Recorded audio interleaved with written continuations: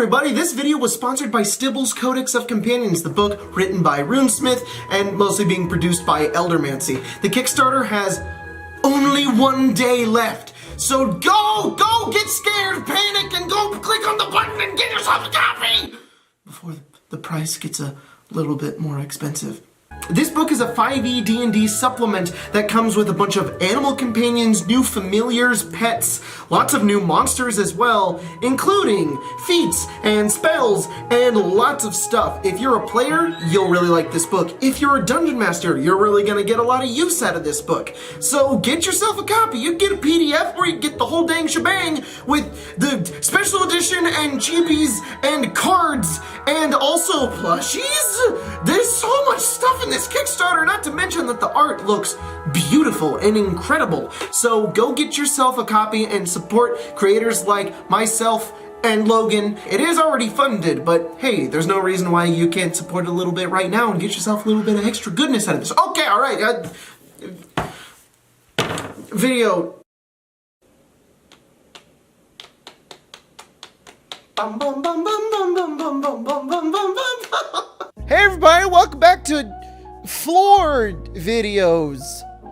Today we're going to be reading a bunch of spicy hot takes about D&D and RPGs and other things like that, and I'm going to tell you whether or not you're wrong or right, or just give you my counter take.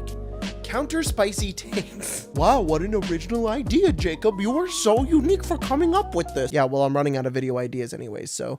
I've got social media up right here, and we are just gonna go down the list about all this stuff.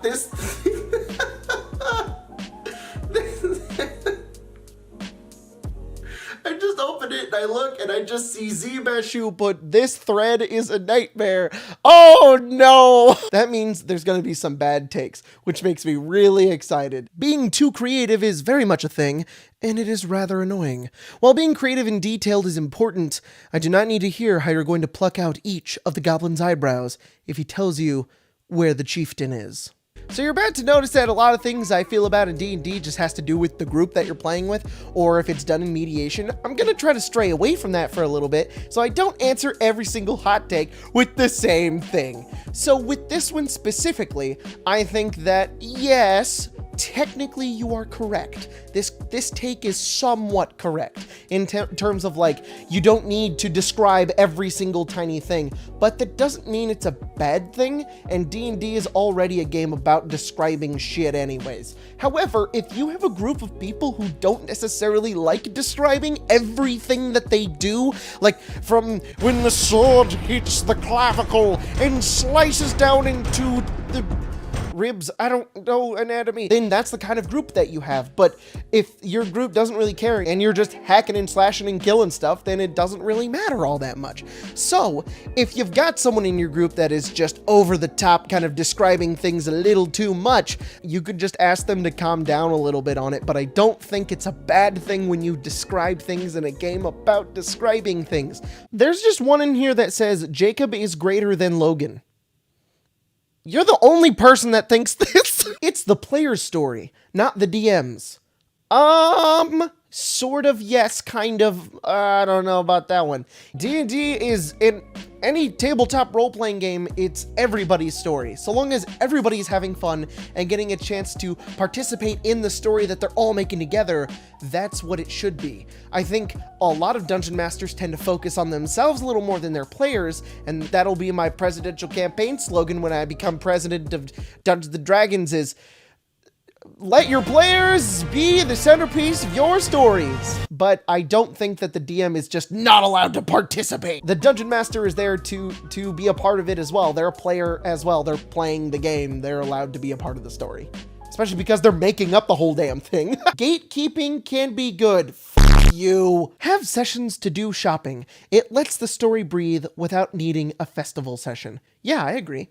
Have shopping episodes. Some players find it very, very cathartic. I remember when we were playing Sunder and everybody was getting mad at me because every single game was a cliffhanger that led to the next epic thing. And they're like, can we just have the filler beach episode where we shop and we don't do anything because we're so stressed out, Jacob. And I was like, oh yeah, we should do that. and I gave them a couple of games where they could just kind of breathe, and I think those are very good for campaigns. It's pronounced tiefling, not tiefling.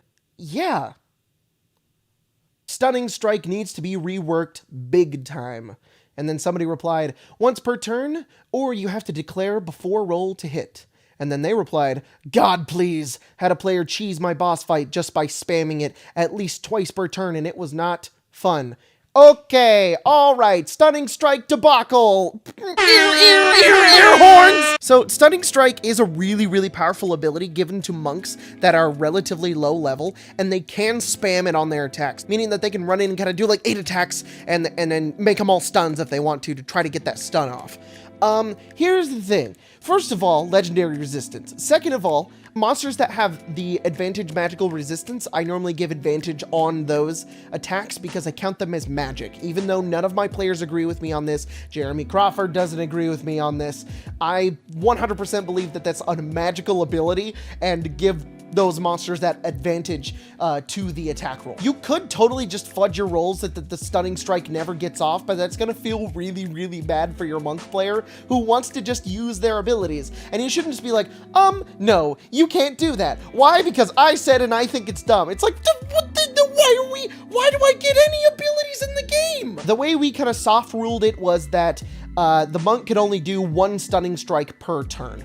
They could still do it on their reactions if they got an opportunity attack. Just once per their turn, they could only do 1. And that was kind of fair, but it also never really got off either. So it's the same thing as smiting. It's this weird position of like, well, it's really powerful, but if you debuff it, it becomes so ridiculously terrible that no one will ever use it ever. So I think it's kind of balanced already. Just make your encounters around your monk. Make your beholder have a really good con save. Have it be that there's a bunch of monsters in the initiative so that they can only Stunning Strike 1, 2, or 3 of them, maybe. So you just overwhelm the monk with other creatures. I don't think that's that difficult to overcome, guys. It's just because your big bad got stunned once, you're like, man, they took a bunch of damage in 1 turn. The players are doing their job. They're trying to be successful heroes. That's their whole goal. I'm getting far more mad than I should be. Paladins should get official support for cantrips. No, they shouldn't. I think that's really dumb.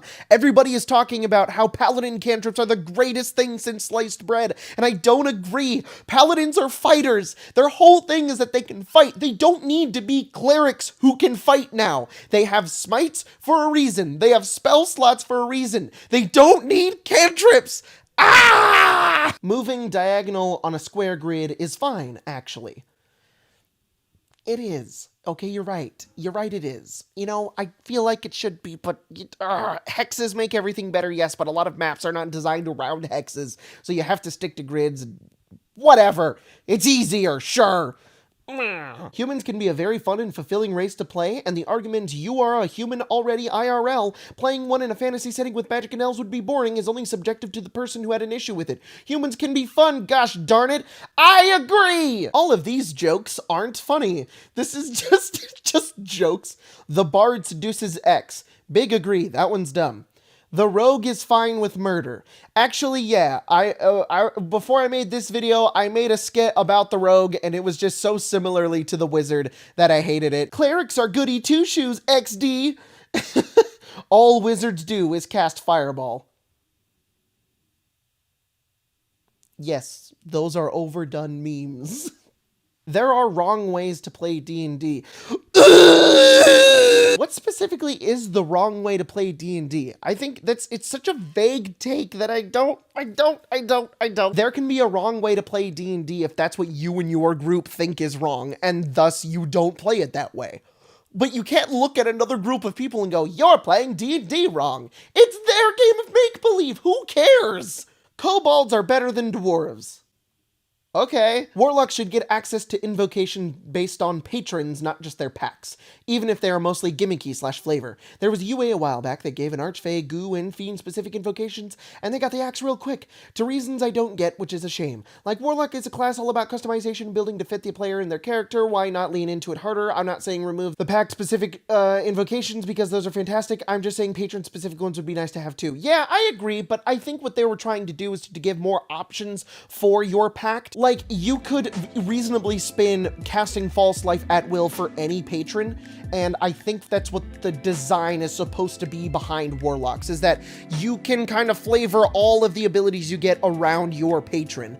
But I also understand wanting new invocations and having them be, like, patron specific. I think that would be really neat, but I don't think that's something they're going to do because they want the variety behind the Warlock. 5e is all about variety. I've talked about it before in other videos, and it is trying to be as open as possible so that you can kind of take whatever the hell you want. There is no such thing as a bad character. Once again, vague and subjective. There are other RPGs people need to recognize. D&D isn't the best or the only option for everything. Yeah. Everybody knows that. D&D is just the most popular. Bards who are just about seduction are seriously some of the worst. Okay, that really depends. If somebody wants to make a character based around seduction and they come up with like really good reasons for it, and it makes a lot of sense for the confines of the game and all the players and the DM are okay with it, then who cares? I think that there can be really good characters that are made out of that. But making a meme bard character that just seduces everything they look at can be really frustrating. And luckily, I've never had any players that have done this, but I've seen horror stories, and y'all need to stop being so horny. Intelligence is one of the weakest ability scores if your class subclass doesn't depend on it. Yes, it is! Homebrew can be very annoying. There is so much in the books already, why can't you flavor stuff to make it your own? For me and my friends who have played the game a lot, homebrew can be really refreshing for us because it's something new that we don't know. Homebrew monsters, homebrew spells, and homebrew subclasses that we all kind of agree with can be really fresh for our games because it's something brand new that we like and isn't just like, Unearthed Arcana! But if your players are over the top going crazy with homebrew in your games, then maybe you should play with a different group. Okay, that was all Twitter. We're gonna move over to YouTube now to see what your guys' hot takes are. And there's a lot. There are 323 of them. Hot take. The best part of Unearthed Arcana is that it's unbalanced. Pushing the limits of abilities is great, and self-limiting your character's power can be half the fun. Okay, sure. Being an unbalanced thing in Unearthed Arcana can be really fun, and I can totally understand that playing something really powerful can be an interesting character to play. I don't disagree with that. The problem with Unearthed Arcana is that everybody treats it like it's official, and it's not. So if you're going to play it in your groups, it's basically like homebrew. So all of you hot takers out there who are like, Unearthed Arcana is okay, but homebrew is bad, they're basically the same thing, except Wizards of the Coast is going, I wonder if this is balanced, and they just kind of throw it out to test their books. Hot take. Intentionally making your character stats bad doesn't make you a better player. It just makes your character bad. Okay. That's like double reverse take, because it's like, if you make your stats high, then you're a bad role player. I mean, a bad role player is a bad role player, a bad player is a bad player. But it does really help to mitigate your metagamey power building characters by giving yourself a low stat. And having a flaw alone as a character will just make your character a little bit more realistic. I don't think that you could just go to your character and go, I have an 8 dex, therefore I am a good character. That's not what I'm saying at all.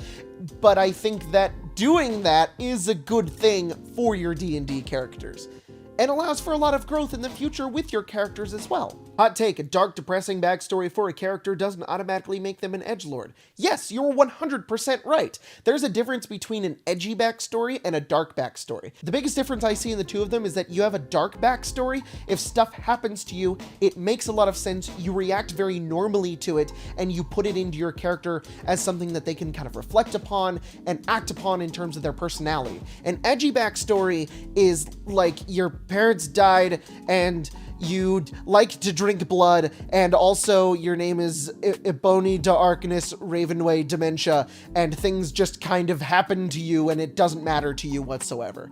If the dark parts of your backstory have an impact on your character, then I think it's very successful and can make for a really interesting character. Most people don't play bards right, and bards should not be teenagers trying to seduce every demon, but rather scribes and lore masters recording events through their art. Your bard can be whoever you want. Choosing objectively strong spells or building a character specifically for one of the strongest subclasses does not automatically mean you hate role-playing and only want to min-max everything. No, you are correct. That is 100% right. Picking a powerful build for your character is not necessarily a bad thing to do, but if you do it intentionally over the course of making a character, then it becomes a problem. So if I have a character who specializes in ice spells and then I take Fireball because it does more damage, then it gets weird. It's like, well, you're just taking that to do more damage. But if your character perhaps has a reason to take the spell because they know it's a very powerful spell and they want to be able to kill more, I think that's fine. You just want to have reasons for everything. And as soon as you have reasons for your character doing all of this stuff and taking all of the stuff that they have, I think it makes a lot of sense. However, if you are one of those people that decides to go, I have a 20 in everything and here's all the reasons why, and you just make it all make sense, but your character's still ridiculously, obviously overpowered, then there's a little bit of a problem there. Death House was a fun introductory adventure for Curse of Strahd. My DM made it feel immersive and creepy, and let us have some time to play in a dungeon-like setting before the roleplay heavy parts in Barovia. For my group, this was perfect as it let us have extra time to work on our characters' personalities. Sadly, my group broke up shortly afterwards, but I remember Death House as being some of the most fun I have had in D&D. That's awesome. If you had fun with the Death House, then that's really great. I feel like there's more fun to be had in Curse of Strahd outside of the Death House, but you can definitely make it fun. I just think that the fun parts in Curse of Strahd aren't the Death House. There's just other parts of the game that can be much more interesting than that introductory dungeon thing. Playing a weird race/class does not mean your character is interesting. This hot take is correct. I always feel that if you just make something really weird, that doesn't automatically make you interesting. Human fighters are just as interesting as Vidalcan mystics, so do whatever the hell you want. Okay, there was a lot of hot takes. There were like a lot. I did not expect this many, and maybe we'll come back to this again in the future. But don't argue with one another and play your games however the heck you want, and whatever. This was a lot of fun, and I hope you got something out of this, and if you didn't, well, I just yelled at you guys for a bunch of opinions, and you don't have to agree with me. Okay, make sure to check out Stibble's Codex of Companions. It's got 1 day left on Kickstarter. Unless this is in the future, then it's got no days left. Alright, I'll see you guys in the next video. Thanks for watching. That's the end of the video.